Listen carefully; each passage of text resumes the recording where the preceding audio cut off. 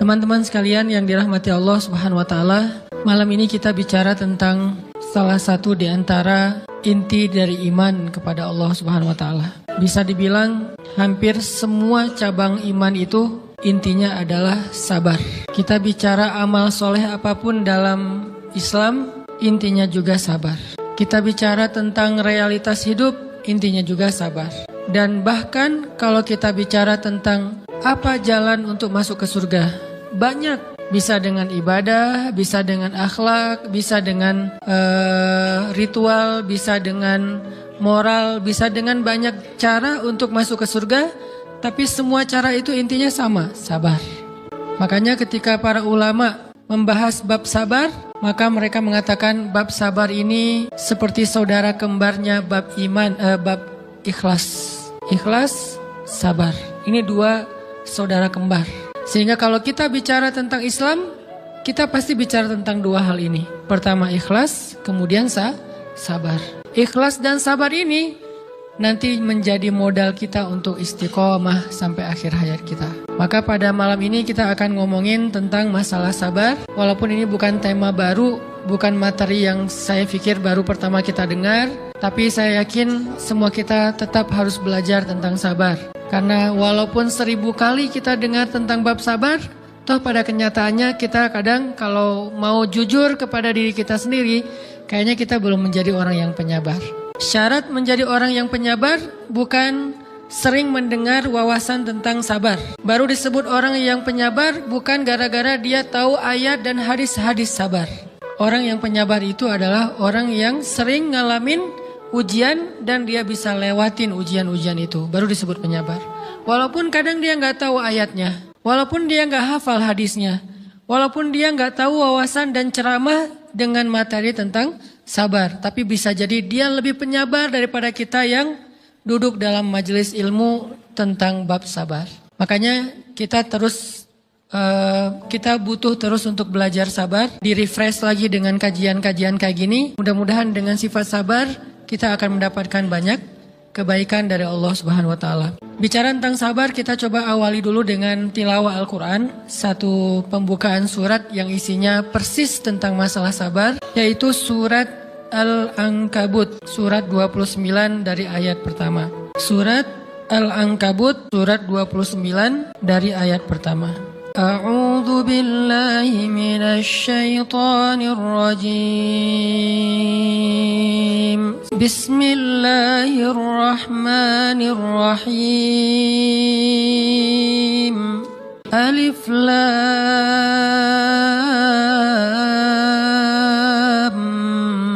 mim. Ahasiban nasu an yutraku an yaqulu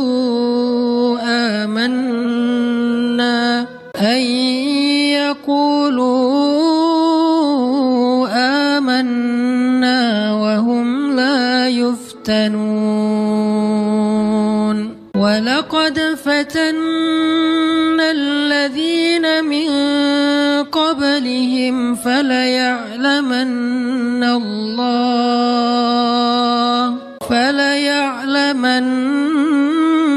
Allahu alladhina sadaqu wa laya'lamanna al-kadhibin. Alif lam mim. Apakah manusia mengira akan dibiarkan saja mengatakan kami telah beriman, sedangkan mereka tidak diuji? Dan sungguh kami benar-benar pernah menguji orang-orang sebelum mereka, sehingga Allah Subhanahu wa taala memperlihatkan siapa orang-orang yang benar keimanannya, dan Allah memperlihatkan juga siapa orang-orang yang pendusta. Terus kita loncat ke ayat 10 surat yang sama. Bismillahirrahmanirrahim. Wa minan nasi man yaqulu amanna billah fa idza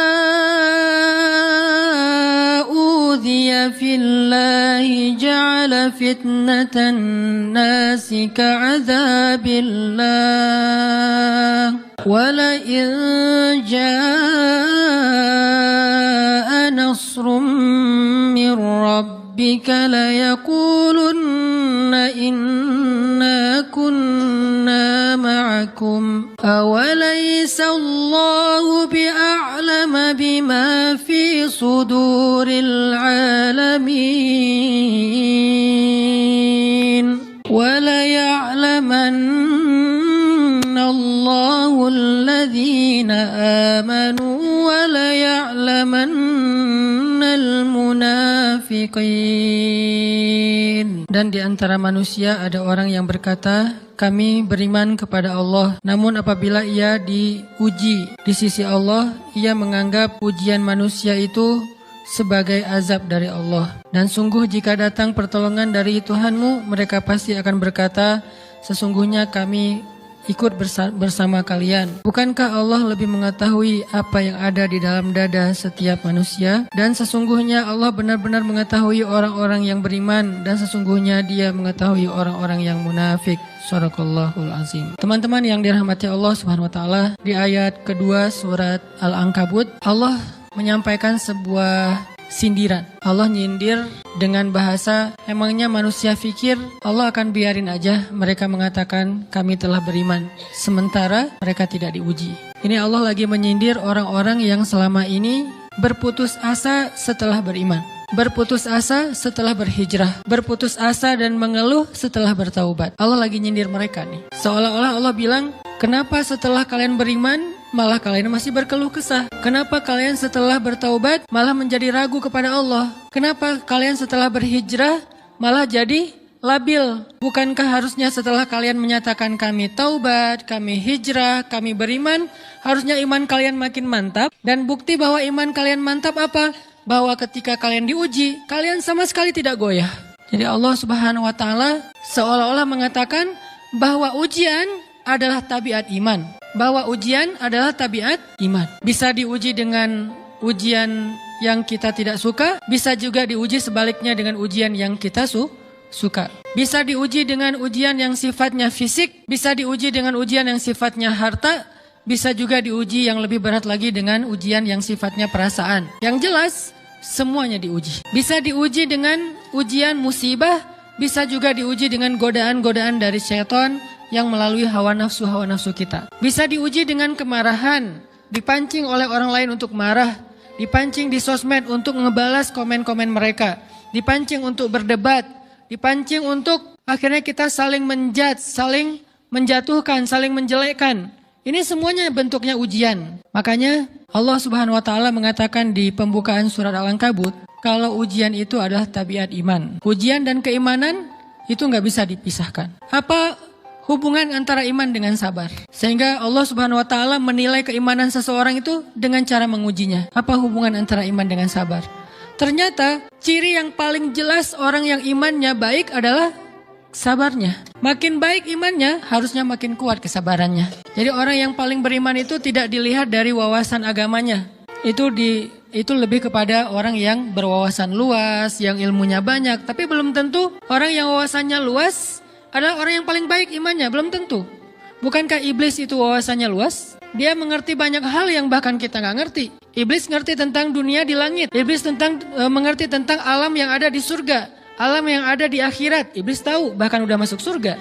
Jadi ilmu iblis lebih banyak daripada kita sekarang. Tapi kenapa iblis malah tidak sebanding antara ilmunya, wawasannya dengan ketakwaan dan kesolehannya? Karena iblis tidak sabar dengan sebuah ujian. Ujian iblis apa? Eksis. Itu ujiannya iblis. Dia udah lama eksis, followersnya banyak. Setiap dia posting, orang berlomba-lomba jadi first like. Setiap dia posting, di repost rame-rame. Di YouTube viral. Channelnya tuh paling banyak subscribersnya.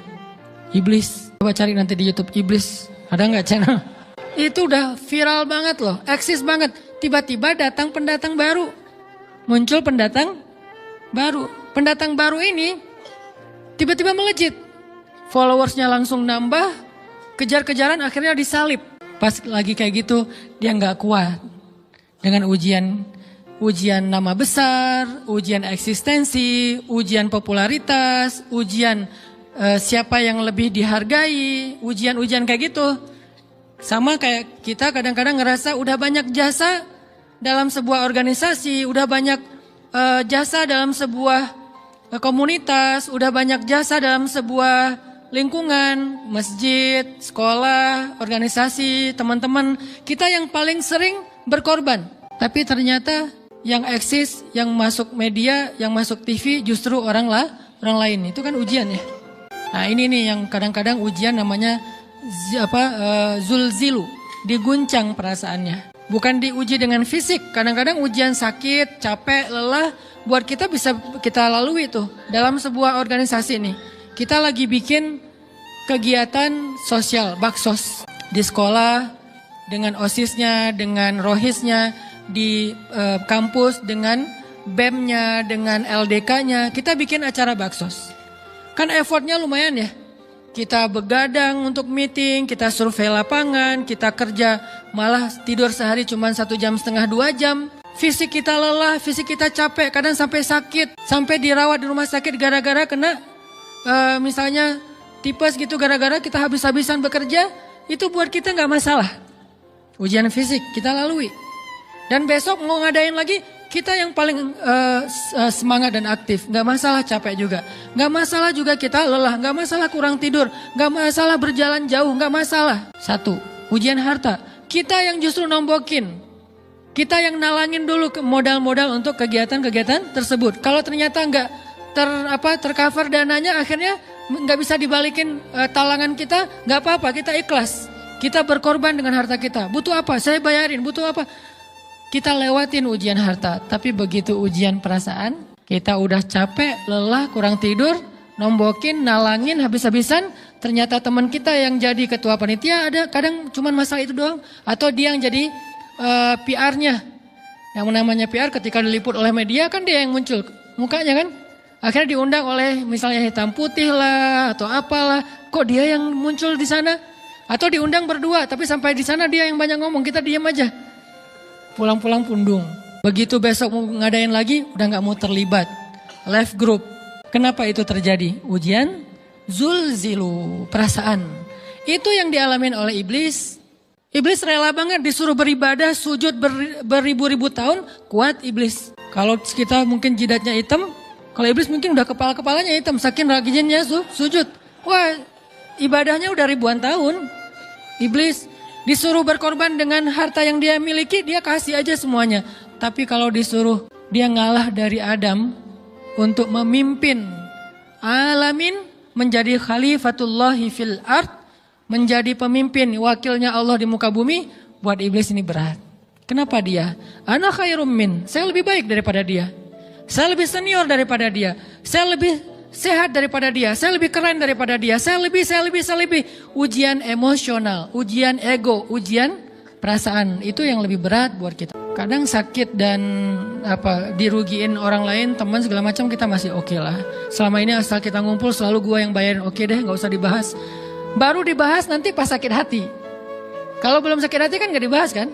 Nggak apa-apa deh, kita terus yang bayarin, kita traktirin ngopi apa segala macam, nggak pernah dibahas. Kebersit sih di benak kita, cuman gak mau dibahas. Kenapa? Udahlah biarin aja, easy going. Kemudian kayak kita yang capek harus rempong sana kemari segala macam, selalu acaranya di rumah kita, akhirnya kita yang bayarin, kita yang rempong, nyiapin segala macam, bebersih sendiri. Tapi begitu ada yang nyakitin perasaan kita sedikit aja, semua itu balik lagi. Dari dulu ya. Nah, keluar kan? Kenapa? Dipancing oleh ujian perasaan. Jadi ternyata yang paling berat itu adalah zulzilu, diguncang perasaannya. Kita kadang-kadang habis-habisan buat seseorang, nggak masalah. Hujan-hujanan dia yang pakai jas hujan, kita nggak pakai apa-apa, nggak apa-apa. Sakit-sakitan juga, dikerok dan segala macam, biarin aja. Kalau perlu misalnya kalau bannya lagi kempes, dia naik Grab, kita dorong-dorong motor terus cari tempat segala macam sampai tengah malam, nggak apa-apa deh buat dia. Apa sih yang nggak buat kamu? Begitu dia selingkuh, keluar semuanya. Mulai list report keuangan. Wah dulu sekian, sampai uang receh-receh juga dihitung kan ya. Kenapa bisa kayak gitu? Perasaan kan?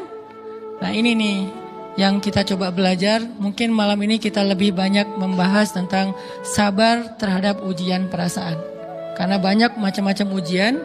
Nah gimana kita memanage perasaan kita? Gimana cara kita merecovery perasaan kita dengan bab sabar. Insya Allah nanti akan kita lanjutkan setelah selesai sholat isya. Barakallah. Bismillahirrahmanirrahim. Teman-teman yang dirahmati Allah Subhanahu wa taala, kita lanjutkan tentang masalah sabar, terutama sabar zulzilu, ketika kita diuji dengan ujian ego, marah, perasaan, sakit hati, yang kayak gitu-gitu. Ini ujian jauh lebih berat daripada ujian fisik dan ujian harta. Termasuk rasa cinta, rasa benci, kadang itu menjadi ujian. Kenapa ujian bikin kita jadi tidak lagi logis, nggak realistis, dan kadang-kadang mengabaikan hal-hal nilai-nilai yang kita selama ini pegang sebagai satu kebenaran. Kita ngabaikan batasan-batasan syariat. Ini semuanya ujian dari Allah Subhanahu wa taala. Sehingga tidak disebut orang yang beriman kecuali ketika Allah Subhanahu wa taala melihat dia sabar dalam ujian. Kalau dia nggak sabar dalam ujian, malah di dalam pembukaan surat Al-Ankabut tadi Allah menggolongkan mereka termasuk orang-orang yang munafik. Apa arti yang orang munafik? Orang yang mengaku beriman tapi sebetulnya dia tidak beriman. Apa salah satu buktinya? Dia tidak sabar. Jadi kalau kita mau menilai diri kita mukmin atau munafik, dan ini bukan materi untuk menjudge orang lain, oh ternyata dia itu munafik, bukan. Lagi-lagi konsep kita belajar itu angle-nya untuk diri kita sendiri.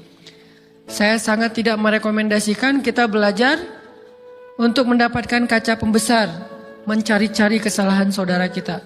Tapi kita belajar untuk semakin bisa bercermin untuk menemukan aib dan kekurangan diri kita. Jadi semakin kita tahu ilmu agama, semakin kita tahu ayat dan hadis, semakin kita punya cerminan untuk menilai diri kita dan memperbaiki diri kita. Bukan nyari kaca pembesar untuk memperjelas aib-aib dan kesalahan orang lain.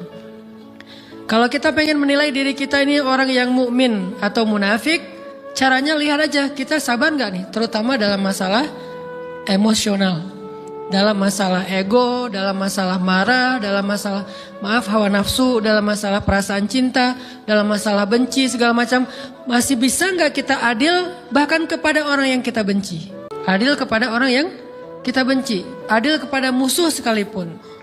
Bahwa jangan sampai kita gara-gara gak suka kepada seseorang, kita berlaku zalim kepada dia. Jangan. Ini berarti kita harus ngelawan ego kita sendiri. Ego untuk memaafkan orang lain. Ego untuk bisa melupakan kesalahan orang lain. Ego untuk bisa berlapang dada dengan hal-hal yang gak nyaman daripada orang lain. Ini adalah ujian yang paling berat. Di situ kita bisa lihat kita nih mukmin atau munafik. Kalau nggak pernah sabar sama sekali dalam masalah ego, dalam masalah emosional, berarti jangan-jangan kita tergolong di antara orang-orang yang kata Allah, wa ma hum bimu'minin. Mereka bukan orang yang beriman. Kata Allah di surat Al-Ankabut, mereka itu adalah wala ya'lamannallahul munafikin, orang-orang yang munafik. Nauzubillah min dzalik. Kalau kita merasa pernah sabar terhadap emosi kita, sekarang kita lihat sesering apa kita sabar terhadap emosi kita. Maka derajat seorang mukmin tergantung tingkat kesabarannya. Ada yang orang sabar hanya kalau disakiti dengan satu kata. Ada yang sabar dengan satu kalimat. Ada yang sabar dengan satu paragraf. Ada yang sabar dibully rame-rame juga dia sabar. Berarti lahum darajatun inda rabbihim. Orang beriman juga bertingkat-tingkat. Dan tingkatan itu tergantung tingkat kesabaran kita dalam menghadapi ujian. Salah satunya ujian emosional kita, perasaan kita. Sehingga teman-teman yang dirahmati Allah SWT, salah satu program kita untuk terus mengembangkan diri, program untuk tumbuh, program untuk memperbaiki diri kita di hadapan Allah itu adalah coba kita program dalam sehari aja, terus kita nilai berapa kali kita berhasil ngelewatin ujian emosional. Bukan cuma marah, termasuk cinta, benci, tersinggung, sakit hati, kayak gitu-gitu. Berapa kali kita bisa berhasil melewati itu dalam sehari. Gak usah seminggu, sehari aja. Di jalan, sama temen, di grup WA, di IG, di Twitter, di mana gitu. Coba kita lihat berapa kali kita bisa menahan diri kita dan bersabar. Bukan berarti tidak respon ya, bukan berarti pasif. Kita bisa merespon tapi dengan cara yang elegan. Kita bisa merespon tanpa harus memperlihatkan emosional yang meledak-ledak. Bukan berarti ketika disakiti orang, dihina dan segala macam kita diam aja. Gak selalu kayak gitu. Kadang-kadang kita perlu merespon untuk mengklarifikasi, tabayun kalau kata orang-orang yang dalam ilmu fikih. Kita harus tabayun. Tapi tabayun dengan marah itu beda. Tabayun dengan mencela itu beda. Sehingga kita mencoba menahan diri berpikir, aduh capek kalau gitu. Tapi kan ini bagian dari pembelajaran. Makin terbiasa kayak gitu, terbiasa elegan, maka otomatis jadi nggak terlalu repot lagi. Kan awal-awal bersikap pengen yang bijaksana, yang elegan, yang dewasa, itu kan kadang-kadang harus diusahain ya. Karena belum mengkarakter, harus mikir dulu gimana ya sikap yang paling dewasa, gimana ya sikap yang paling bijaksana, gimana ya sikap yang paling wise, gimana ya sikap yang paling elegan, masih mikir.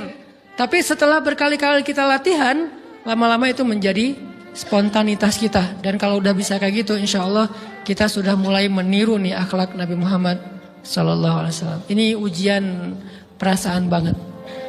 Kalau tadi saya ngasih contoh diselingkuhin itu sebetulnya cuman bercanda ya. Karena diselingkuhin ini pastinya bukan ujian, tapi musibah. Pengkhianatan ya, tidak ada tempat. Gimana kita ngelawan perasaan kita kalau lagi kayak gitu? Gimana kita ngelawan perasaan kita kalau lagi diuji? Gimana cara kita bersabar? Karena iman dan sabar itu bisa dibilang satu paket. Nggak disebut orang beriman kalau nggak sabar.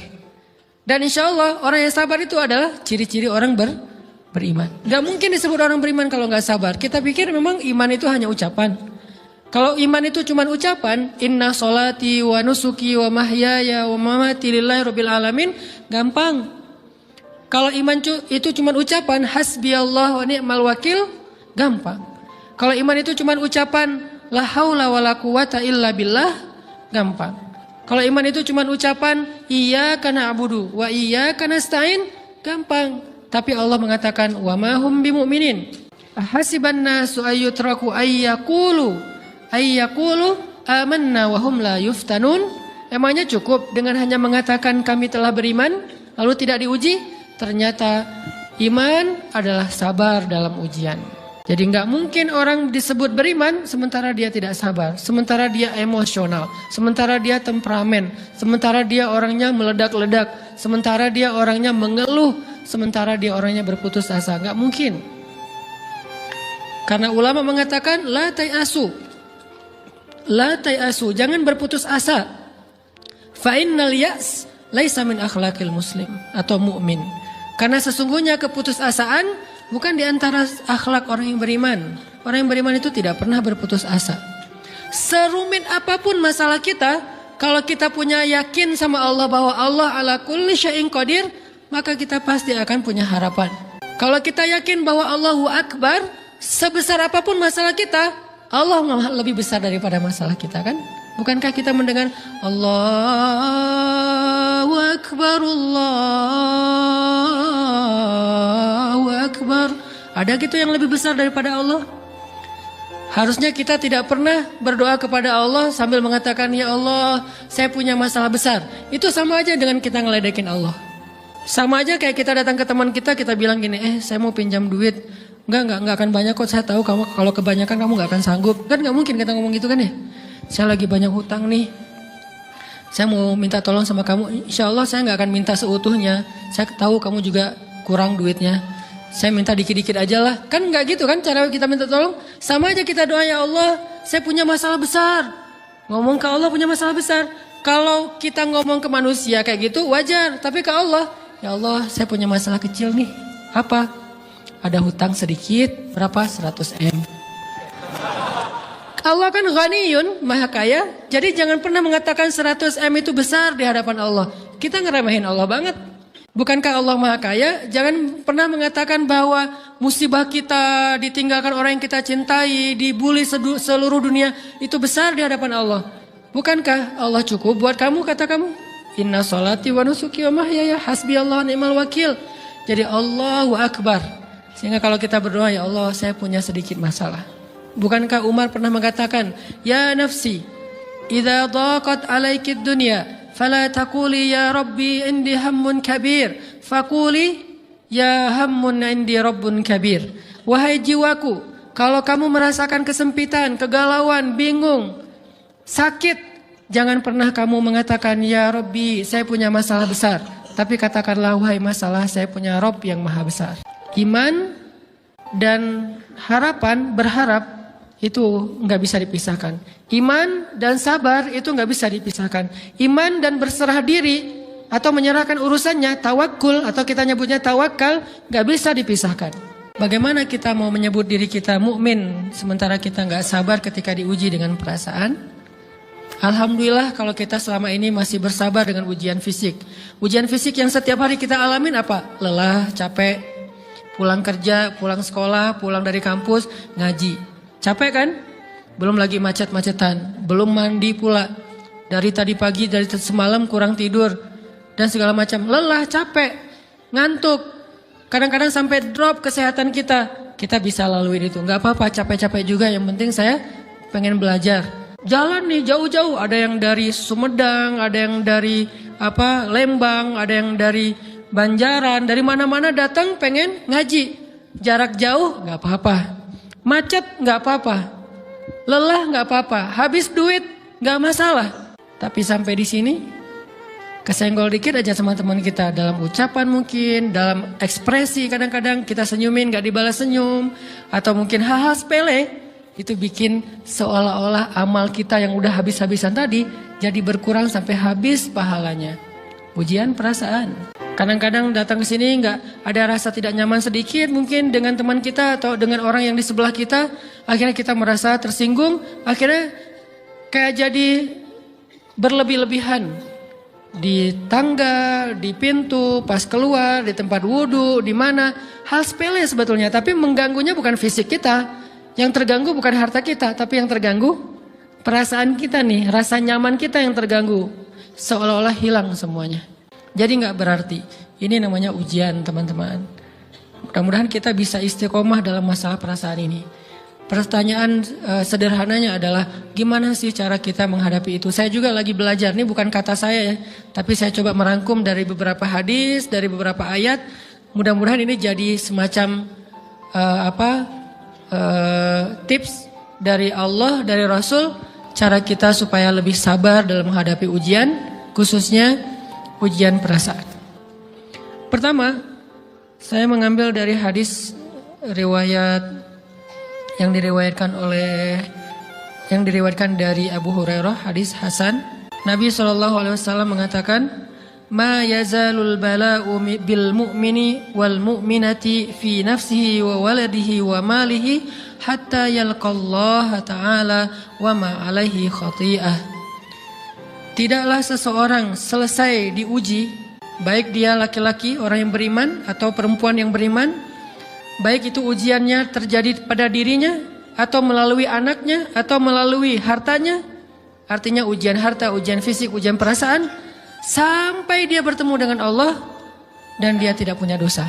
Apa maksud dari hadis ini? Ujian itu tidak akan berakhir, kecuali kalau dosa kita sudah habis.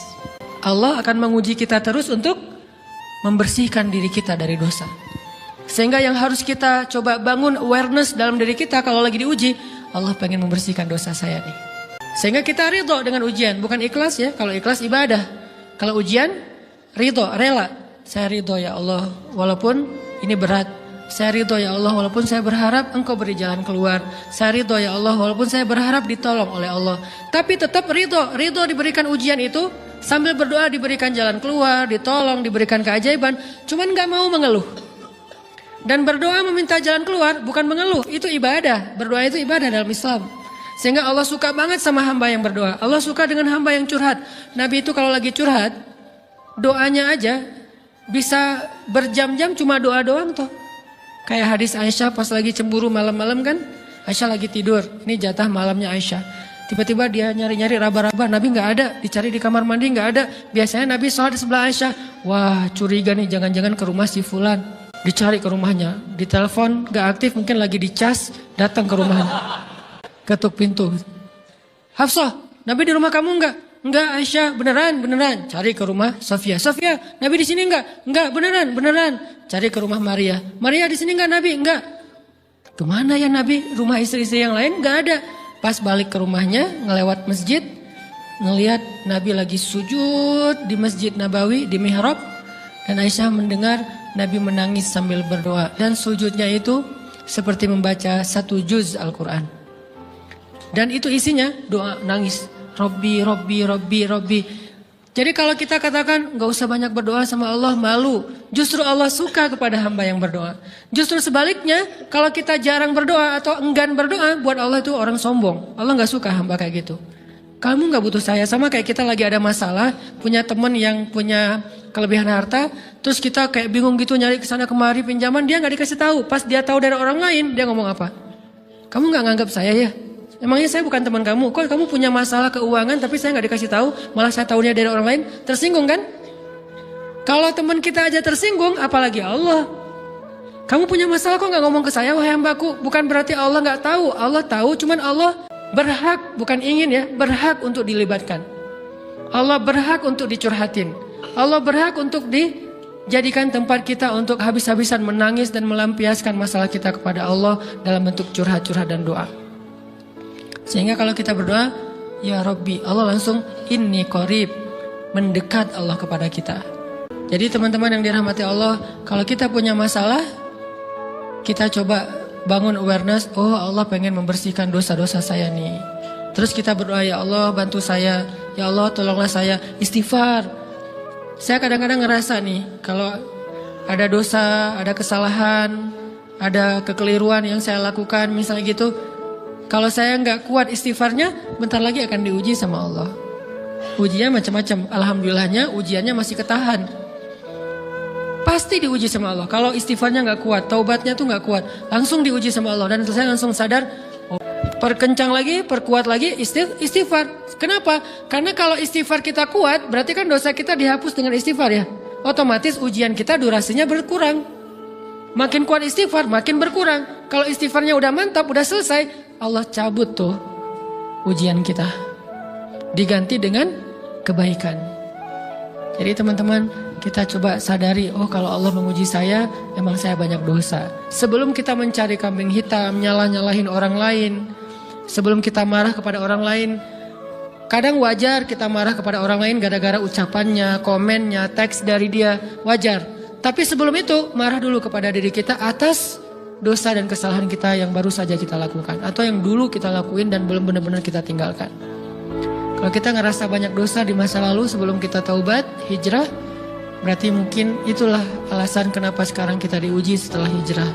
Kenapa agak-agak harus jungkir balik setelah kita hijrah. Kenapa harus sedikit berdarah-darah setelah kita hijrah. Anggap aja itu untuk mengkifarat, membersihkan dosa-dosa kita yang telah lalu. Supaya apa? Supaya kalau kita pulang kepada Allah, kita pulang dalam keadaan bersih. Dan itu pasti akan menjadi orang yang paling beruntung. Daripada nanti diberesin di akhirat, mending diberesin di dunia kan? Soalnya kalau diberesin di akhirat, itu lebih berat. Akhirat itu perlakuannya beda dengan di dunia. Di dunia kalau kita salah, akan dibalas oleh Allah. Kalau kita belum taubat, dibalas oleh Allah sama. Tapi di akhirat, ukurannya beda. Sehingga heran ya, kalau ada orang yang merasa beruntung lolos dari hukuman dunia, dia pikir dia udah lolos dari hukuman Allah, mending dia beresin deh di dunia daripada nanti di akhir berlarut-larut. Itu bahaya banget. Kalau buat saya pribadi dan saya yakin teman-teman juga kayak gitu, gak mau ada masalah di akhirat, mending masalah di dunia aja. Tapi masalah di dunia juga kita gak mau berlarut-larut, pengen cepat dimudahin sama Allah. Caranya istighfar, istighfar, istighfar. Tidaklah Allah memberikan kepada kita ujian kecuali salah satu alasannya pengen menghapuskan dosa. Idza kathurat dzunubul 'abdi wa lam yakun lahu min 'amalin liyukaffiraha fabtalahu Allahu bil hazan liyukaffiraha. Kalau seorang hamba banyak dosa dan dia enggak cukup amal untuk mengkifarat dosa-dosanya, Allah akan menguji dia dengan rasa sedih, dengan rasa kecewa, dengan rasa berat, sakit hati untuk mengkifarat dosa-dosanya. Itu yang kita bangun. Sehingga kalau ada masalah sama orang lain, kita memperbaiki diri dulu. Bukan sibuk dengan kesalahan dia terus menerus yang gak mau kita maafin. Misalnya ada teman kita nih, jadi clash sama kita. Hal pertama yang kita bangun, astagfirullahaladzim, saya banyak dosa nih. Tapi kan yang salah dia, ya. Tapi mungkin dia nggak akan mengatakan kalimat itu, nggak akan bersikap kayak gitu kalau kita nggak punya dosa. Allah sengaja mengutus dia untuk menguji kita lewat kata-katanya, lewat perilakunya, karena kita punya dosa. Jadi penyebab pertama diuji itu bukan teman kita yang salah, itu penyebab kedua. Memang dia salah, dan itu harus kita akui, realistis lah. Dia salah, dia nggak pas, dia nggak bijak, dia apa.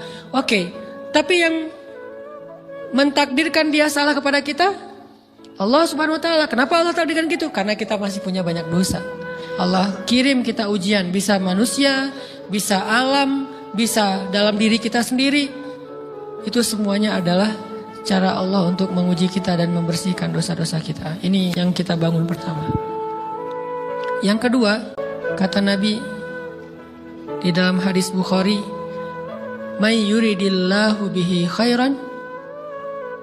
Yang terkenal kan yufaqihu fiddin, itu yang terkenal. Ternyata ada dua modelnya. Ada may yuridillahu bihi khairan yufaqihu fiddin. Siapa yang Allah pengen kasih dia kebaikan agama, kebaikan, Allah akan buat dia mengerti halal dan haram. Itu berarti Allah sayang sama dia. Ini satu model hadis. Ada model yang kedua, mirip redaksinya. May yuridillahu bihi khairan yusib min. Hadis Bukhari. Siapa yang Allah pengen ngasih dia kebaikan, Allah uji. Hah? Kok gitu caranya? Ternyata kayak gitu rahasianya. May yuridillahu bihi khairan, may yuridillahu bihi khairan. Siapa yang Allah pengen ngasih dia kebaikan, Allah kasih dia musibah atau ujian. Kenapa bisa seperti itu, Ustaz? Fa inna ma'al usri yusra, inna ma'al usri yusra. Seolah-olah Allah bilang di dalam ayat itu, kalau kalian mau dapat kemudahan, biasanya lewatnya kesusahan dulu. Kalau kalian pengen dapat keberuntungan, biasanya dapatnya kerugian dulu. Tapi keberuntungan dan kerugiannya pasti nggak sebanding. Keberuntungannya jauh lebih besar daripada kerugiannya. Kerugian itu kayak modal doang, DP. Jadi kalau kita mau dapat kejutan dari Allah, Allah kasih kita DP. DP-nya apa? Ujian. DP-nya musibah. DP-nya rasa nggak nyaman. Itu DP tuh. DP terhadap apa? DP dari Allah terhadap hadiah-hadiah besar yang Allah pengen ngasih ke kita setelahnya. Cuman banyak orang yang menolak DP ini. Sama kayak kita misalnya. Kalau kita mau ngasih dia hadiah, kita kasih dia kayak kejutan dulu. Dia lagi ulang tahun nih, disiram air dulu. Setelah itu dikasih hadiah-hadiah yang mahal. Rela gak disiram air demi hadiah? Rela, udah siramin lagi aja. Kalau setelahnya ada hadiah. Yang kita gak rela, kalau setelah disiram, disuruh bersih-bersih sendiri dan gak dikasih apa-apa. Kan gak rela tuh. Berarti ini bab iman. Yakin gak kalau Allah tetap ngasih hadiah? Kan sabar dan iman itu ternyata tahu aman, kembar. Kalau kita yakin Allah ngasih hadiah setelah ngasih kita DP ujian, ya kita akan sabar. Gak apa-apa deh, bentar lagi mau dikasih hadiah, digini-giniin juga gak masalah.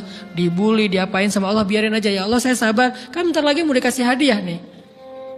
Ini masalah yakin. Tapi kalau kita gak yakin, apa sih maunya Allah gitu kan?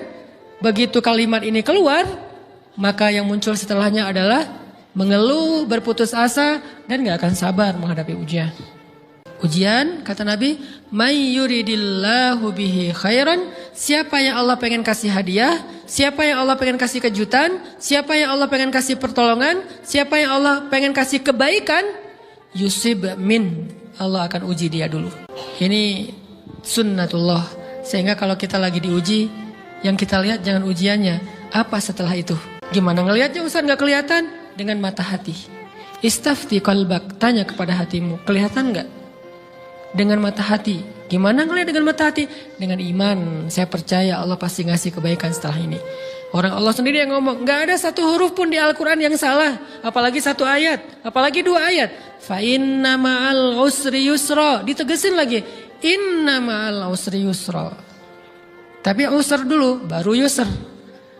Dikasih kesusahan sedikit, dikasih kemudahan yang banyak. Dikasih kesusahan sedikit, dikasih kemudahan yang banyak. Ini yang kita coba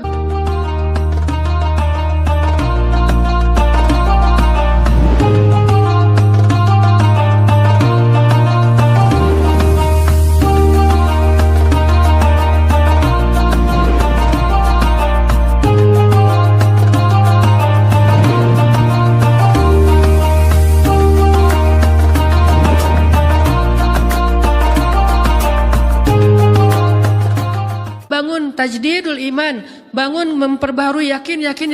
Sehingga ketika kita diuji, sedih, wajar. Mengaduh sedikit bukan mengeluh ya. Kalau mengeluh kan nyalahin Allah. Kalau ngaduh, yang namanya orang dicubit kan, itu ngaduh. Tapi kalau, apa sih maunya Allah? Nah itu ngeluh.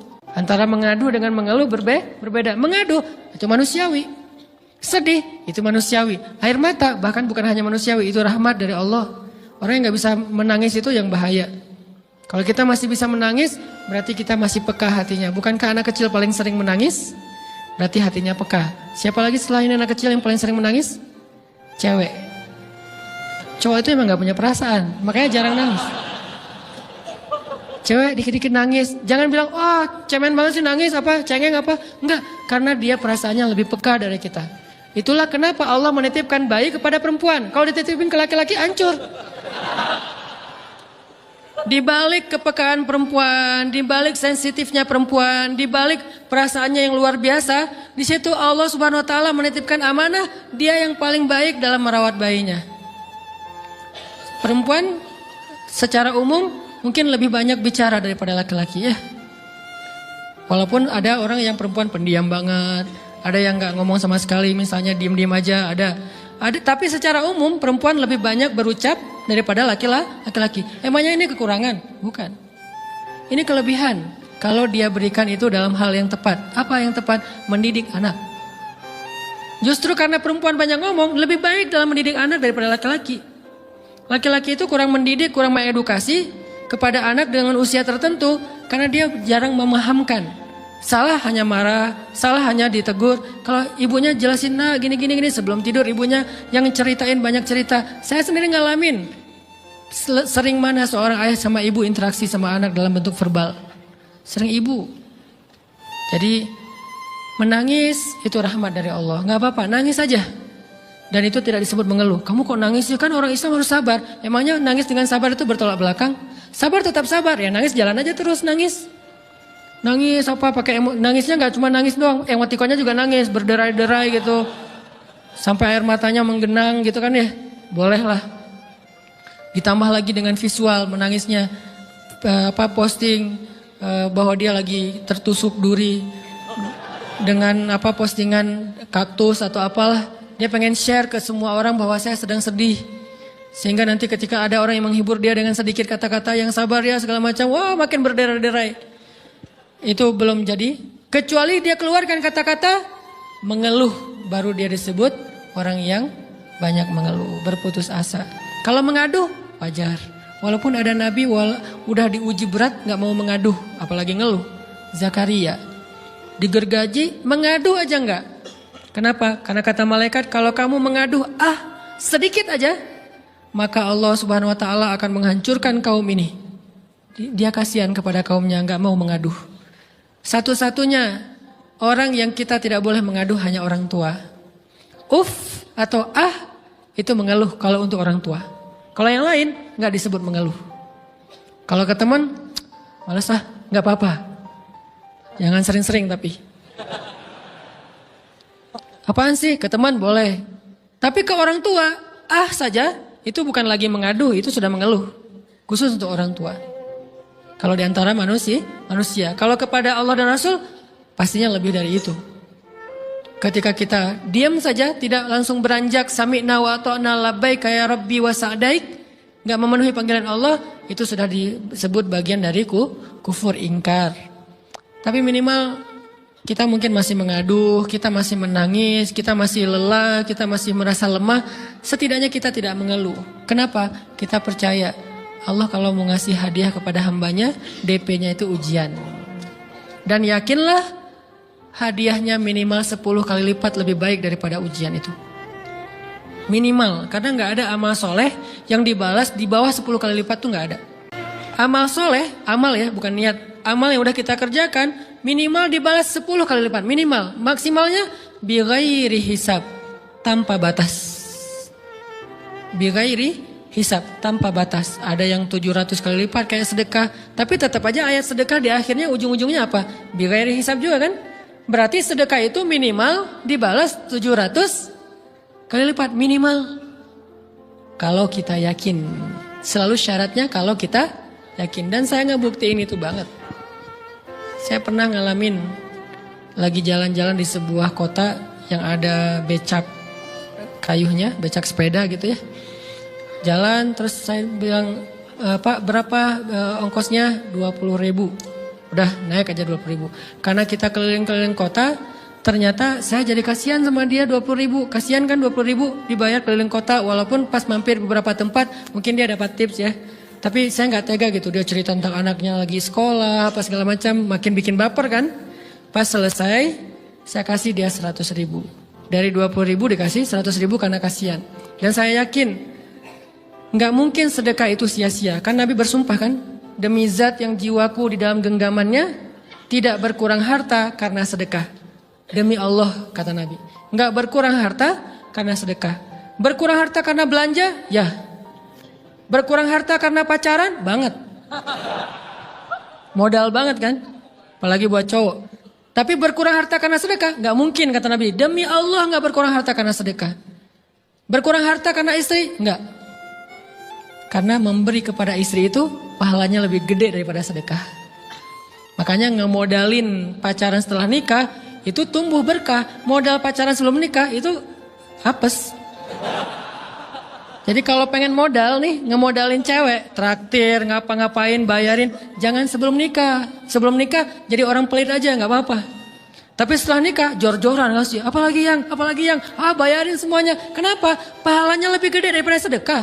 Bahkan lebih gede daripada infak fi sabilillah.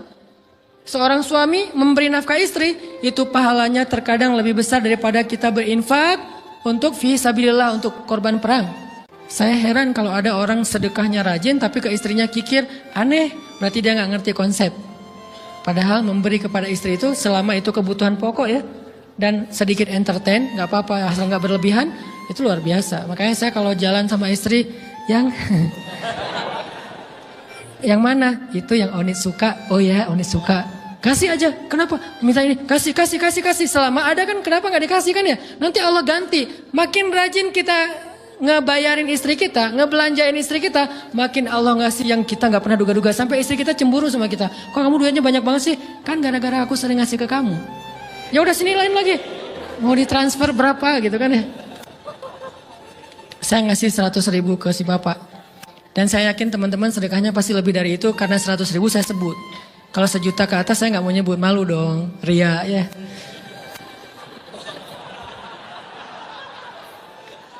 Sebenarnya nggak pernah sih. 100.000 deh, karena kan kecil, saya kasih 100.000. Ternyata begitu saya kasih 100.000, dia doa. Nah ini nih pentingnya sedekah ke orang yang membutuhkan tapi nggak minta-minta, dia tulus. Dia langsung doa, ya Allah Pak mudah-mudahan rezekinya lancar, berkah, bertambah dan segala macam, bahagia keluarganya. Doa-doa ini semuanya dikabulkan dalam hitungan hari. Pertama, bertambah bahagia rumah tangganya, dapat kecupan dari istri. Dia nganggap suami saya cowok banget sih. Mulai satu nih. 2, demi Allah selang 15 jam kalau nggak salah, karena waktu itu malam, besok paginya ada orang yang ngejar-ngejar saya pengen ngasih hadiah. Ustadz, saya pengen ketemu Ustadz.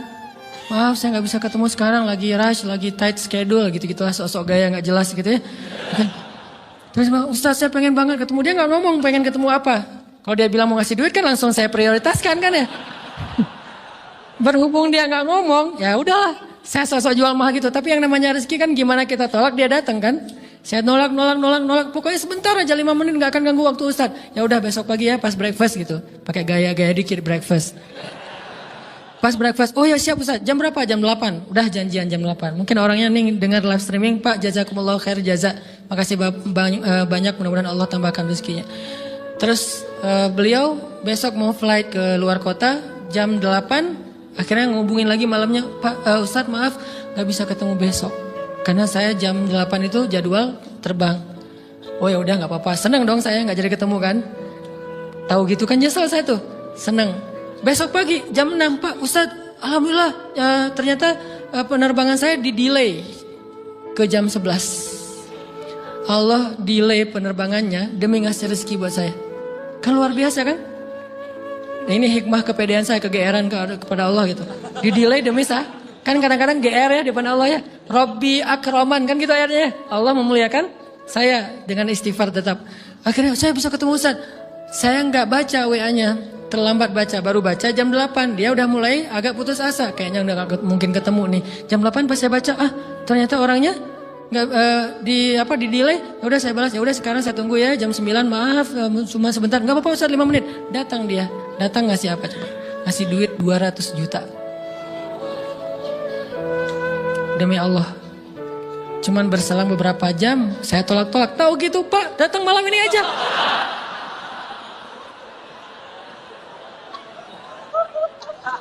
Harusnya malam itu juga saya cari orangnya. Kalau perlu saya yang nyamperin Bapak, Sherlock, saya kejar. Manusia gitu banget ya.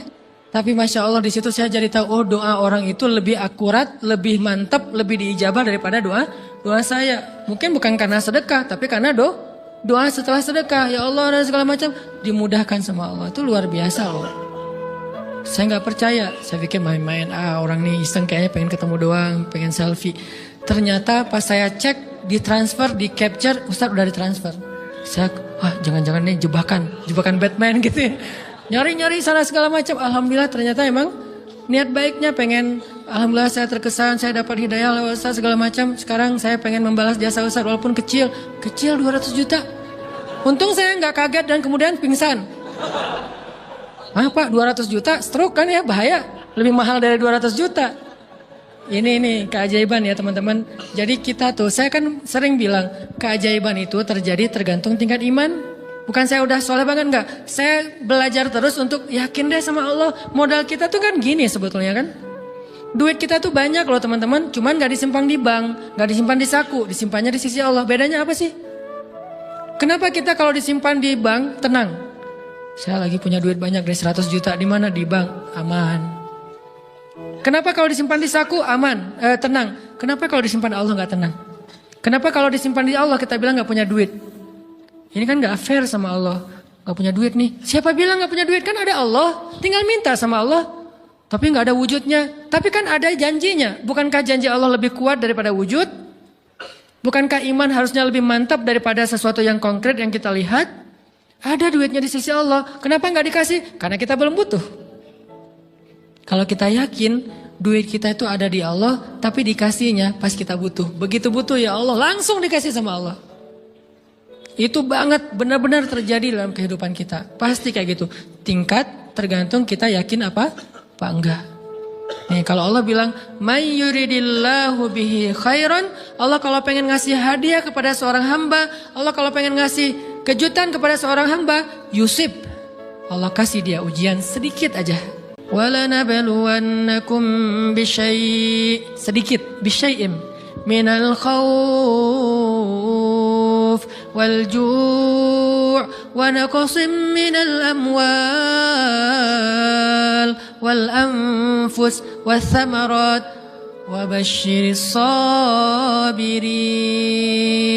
Kami uji sedikit aja dengan rasa lapar, dengan rasa takut, dengan sedikit kekurangan ini dan itu, sedikit. Tapi wabasyiris sabirin, sampaikan kejutan kepada orang yang bersabar. Sampaikan kejutan kepada orang bersabar. Jadi bisa dibilang kejutan-kejutan hidup kita itu munculnya dengan iman dan sabar. Dengan iman dan sabar. Iman artinya yakin, husnuzon sama Allah. Ana inda dhanni abdi bi.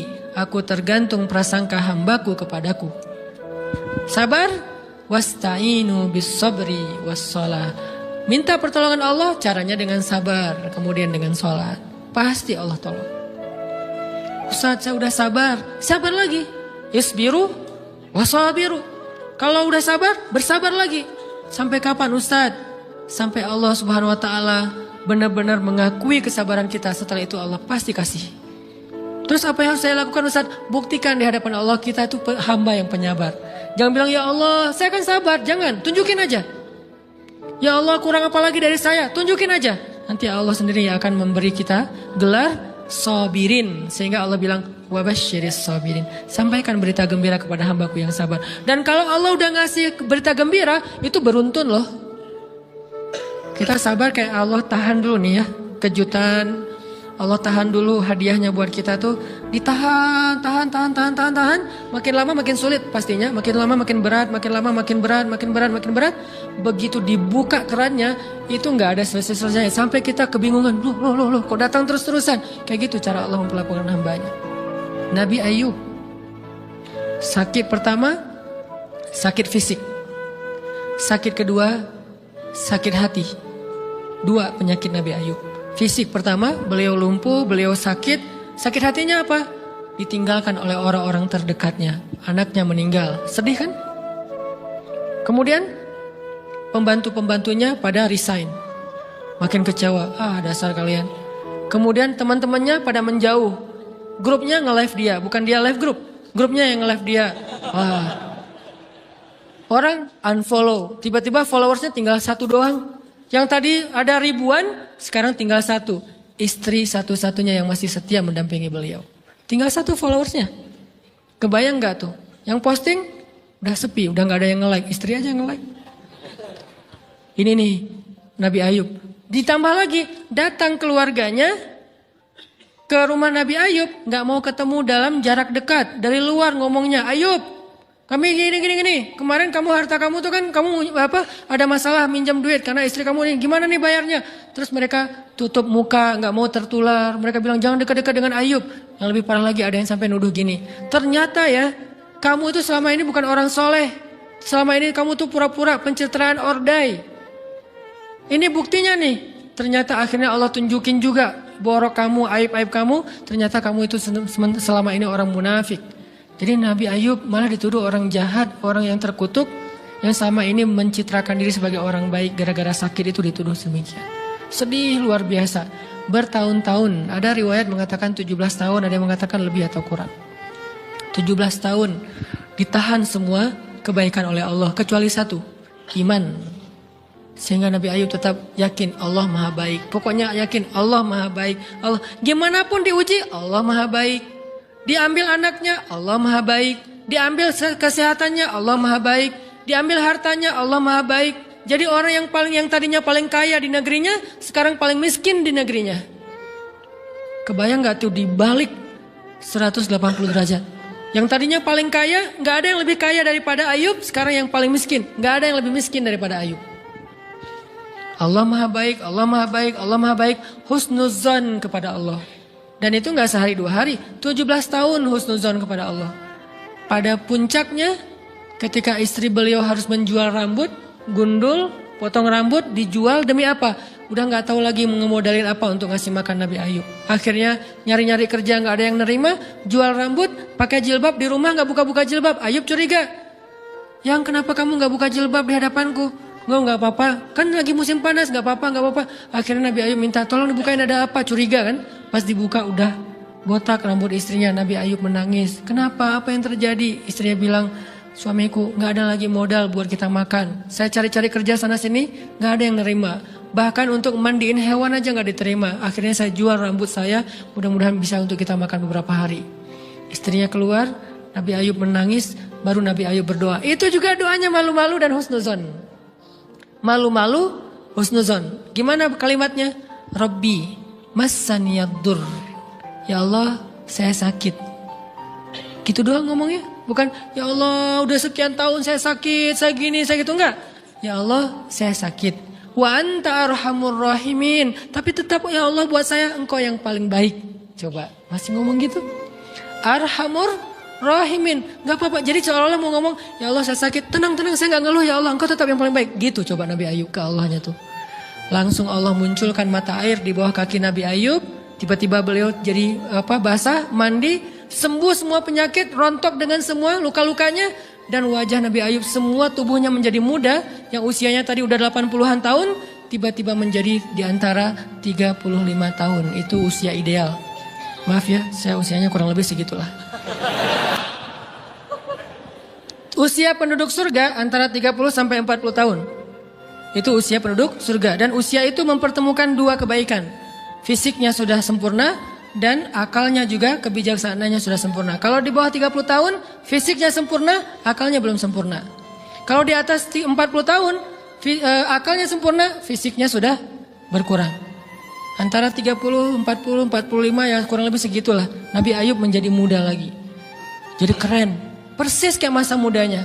Jadi kalau ngelihat foto yang postingan pertama di Instagramnya tuh mirip nih. Kan udah postingan yang ke 1000 ya. Udah berapa tahun dia pakai akun yang sama. Wah, mirip dengan yang dulu. Istrinya datang. Begitu datang, astagfirullahaladzim. Ada cowok keren di rumahnya. Tapi mirip Ayub. Cuman gak mungkin ini Ayub. Langsung nyari Ayub, di mana Ayub? Kata Ayub, saya Ayub, suami kamu. Enggak, kamu bukan Ayub. Suami saya itu udah tua, suami saya sakit-sakitan. Kamu bukan Ayub. Mirip sih.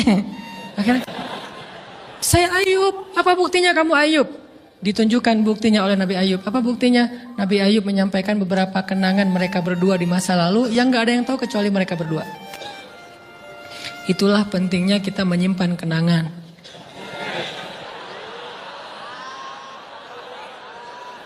Kalau ada masalah gitu kan, nauzubillah harus operasi wajahnya. Kamu bukan suami saya. Ada buktinya apa? Ada satu hal yang cuma kita berdua yang tahu. Kalau perlu jangan satu hal, banyak hal ya. Cuma kita doang yang tahu. Orang lain nggak tahu. Pas disebut itu benar, tidak ada yang tahu masalah itu kecuali kita berdua. Akhirnya dipeluk Nabi Ayub ngajak istrinya untuk mandi di mata air yang sama. Istrinya mandi langsung muda lagi. Setelah itu Allah SWT beri mereka harta yang sangat banyak. Lihat kalau Allah udah buka, pertama fisiknya disempurnakan lagi. Kemudian Allah turunkan air hujan. Diturunkan hujan bukan air. Hujannya dinar dan dirham. Di belakang rumah Nabi Ayub itu ada tempat penampungan gandum gitu kan. Ada 2 tempat penampungan. Turun hujan pertama dinar. Sampai penuh penampungan gandum dengan dinar. Koin-koin dinar yang 1 dinar mungkin harganya sampai 3 juta. Turun banyak, kemudian turunnya lagi dirham, penuh. Turun lagi di atas atap-atap beliau sampai rumah Nabi Ayub dipenuhi dengan dinar dan dirham. Ini apa? Nabi Ayub kaget. Setelah itu istrinya hamil. Setiap tahun ngelahirin 13 anak Nabi Ayub yang sudah Allah wafatkan. Lahir setahun satu. Wajahnya, karakternya, namanya semua persis seperti yang sudah Allah ambil. Seolah-olah mereka belum meninggal tapi mereka hanya pergi dan kembali lagi. Dibalikin semuanya. Dan Nabi Ayub lebih kaya berpuluh-puluh kali lipat daripada sebelum beliau sakit. Buah dari kesabaran. Artinya Allah kalau mau ngasih kebaikan yang berlipat ganda, yang luar biasa, yusib, Allah kasih dia ujian sedikit. Itu hadis Bukhari. May yuridillahu bihi khairan yusib min. Allah akan menguji dia. Dan yang terakhir yang kita coba bangun juga, ini saya yang lebih ke perasaan ya. Kalau amaliyahnya mungkin ustadz-ustadz lain mengajarkan amal riyadhah buat sabar segala macam. Ini lebih ke perasaan. Satu, kita yakin emang kita layak dikasih hukuman kayak gini, emang kita banyak dosa. Jangan terlalu besar kepala, saya nggak layak dihukum, saya nggak layak diperlakukan kayak gini. Kalau manusia ke kita wajar, kita ngomong kayak gitu. Saya nggak layak diperlakukan kayak gini sama dia, oke. Tapi oleh Allah layak banget karena emang kita banyak dosa. Makanya kalau kita nggak kuat lama-lama digituin, banyak istighfar. Yang kedua, husnuzon, lebih keperasaan nih. Oh Allah pengen ngasih saya kejutan. Sabar. Sampai kapan? Sampai Allah benar-benar melihat kesabaran kita. Yang ketiga, nah ini juga lebih keperasaan. Allah itu kalau kangen kepada kita, ngasih kita ujian. Terutama kita yang kalau nggak dikasih ujian, jarang romantis sama Allah. Kalau udah dikasih ujian, Allah Akbarnya tuh bergetar gitu. Allahu Akbar. Kenapa banyak ujian? Tapi kalau lagi normal, sholat sebelah kaki, santai aja. Kalau perlu bersandar gitu ya. Sholatnya nggak wudhu, tayamum cepet-cepetan, biar gampang gitu. Kan tayamum juga boleh Ustaz, kayak gitu-gitu lah. Kenapa? Kalau lagi normal, doa, Rabbana atina fid dunya hasanah. Kalau misalnya baca dalam sholat, qul huwallahu ahad, itu juga dibagi 3 rakaat. Tapi kalau lagi diuji, Alif Lam Mim, Toha, Yasin, semua dibaca pembukaan surat. Khatam 30 juz teh. Kenapa? Lagi diuji. Sholat panjang, doa ya Allah, habis-habisan. Baru takbir udah nangis, Al-Fatihahnya nangis. Terus kalau ini baca Al-Quran, Bismillahirrahmanirrahim, khusyuk gitu. Tahajud, belum malam dia udah tahajud gitu. Tahajud, kirain udah saking semangatnya. Maksudnya apa? Belum malam dia udah tahajud. Dari sore udah kangen malam.